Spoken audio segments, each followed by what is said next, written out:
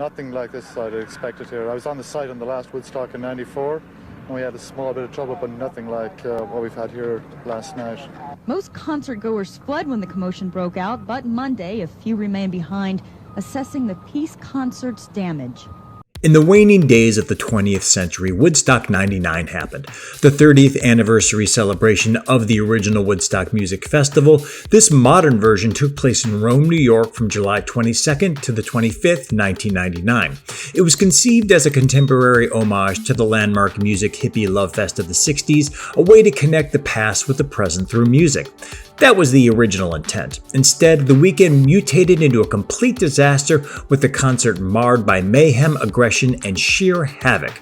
By the end, the concert wasn't even referred to as the Woodstock 99 Festival, but rather the Woodstock 99 Riots. Putting together a show of that magnitude is no easy feat, and plenty of concerts in the past, from the Stones' Altamont concert tragedy in 1969 to the Who concert stampede in 1979, have had plenty of controversy. Even the original Woodstock Festival, revered as a time of people coming together for the love of music, by all accounts was no picnic. But those pale in comparison to Woodstock 99. As the festival wrapped, there was extensive destruction, mounds of trash and refuse, thousands of injuries and assaults, and even 2 lives lost from heat exhaustion. The quote, "Success has many fathers while failure is an orphan," aptly describes the fallout of that weekend, as no one wants to take the blame for a festival gone so horribly wrong. So of course, that means that even now, over 20 years later, there's still a lot of finger pointing. There were tons of contributing factors that turned Woodstock 99 into the anti-Woodstock. Organizers trying to wring every last dollar from festival goers, a site built atop a hot tarmac, excessive late July heat, a poorly curated and scheduled lineup, and an angry, aggressive crowd that left a charred festival site in its wake. Honestly, you couldn't get further away from the mood and the vibe of the original Woodstock in '69 if you tried. So let's take a look at exactly what happened at Woodstock 99 and why many see it not only as one of the worst concerts ever, but a sign of things to come. Like the original Woodstock, Woodstock 99 was billed similarly as a weekend of peace, love, and rock and roll. And while that saying may indeed have been a desired goal of that weekend, there was one more thing missing from that sentiment: money. Lots and lots of money. For all the talk of music and the love of music, Woodstock 99 was all about making money for those organizers who slapped the Woodstock tag on the concert in the first place. Prices for the entrance fee were $157 alone, about $250 in today's terms. A bottle of water cost $4 at Woodstock, a little over $6 in today's terms. And if you're thinking, so festival goers should have just brought their own waters. Well, they couldn't, as no outside beverages, including water, were allowed at the festival, with people literally made to dump out their water by security guards before they got in because organizers deemed it as contraband. And people needed that water because it was hot, like scorching hot. That weekend in July, temperatures exceeded 100 degrees, and any available water that you didn't have to buy was supplied by free water spigots that were scattered way away from the actual stage, with huge lines of people waiting in the blazing sun to quench their thirst. Adding to the heat was the fact that the location of Woodstock 99 might have been the worst possible place to hold such an event. The original Woodstock was held on a 15-acre dairy farm. Woodstock 99 was held at the decommissioned Griffiths Air Force Base, more specifically the tarmac of the long runway. No grass, no trees, no shade, and no shelter only increased the heat, with it getting close to 118 degrees on the barren tarmac alone. Rolling Stone journalist Rob Sheffield described the venue, quote, "It was a few miles of asphalt surrounded by barbed wire. There were a few patches of grass, but for instance, if you were looking for some grass to lie down on, you're not going to lie under a tree or on a hillside. You're not going to see any flowers. It was a place that was designed to house jet fighters."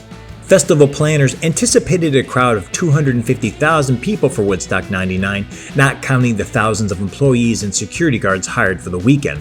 But as ecstatic as organizers were about the estimated attendance, they severely overestimated their ability to handle a crowd this size, especially when the cost of going into Woodstock 99 caused many people to sneak into the festival with fake passes. In the aftermath of the festival, some journalists suggested the crowd swelled to more than 400,000 people in total for the 3-day weekend.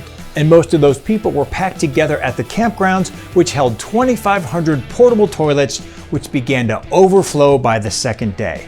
The free water spigots were kept on, mixing with the waste overflowing from the portable toilets. The excessive waste combined with dirt and spigot water to create a bacteria-infested cesspool that stretched the length of the grounds. By the end of the festival, at least 1,200 tons of solid waste and 500,000 gallons of liquid waste were produced by the concert goers. None of this is conducive to enjoying a rock concert, so even before bands started playing, there was already a feeling of bad blood in the air.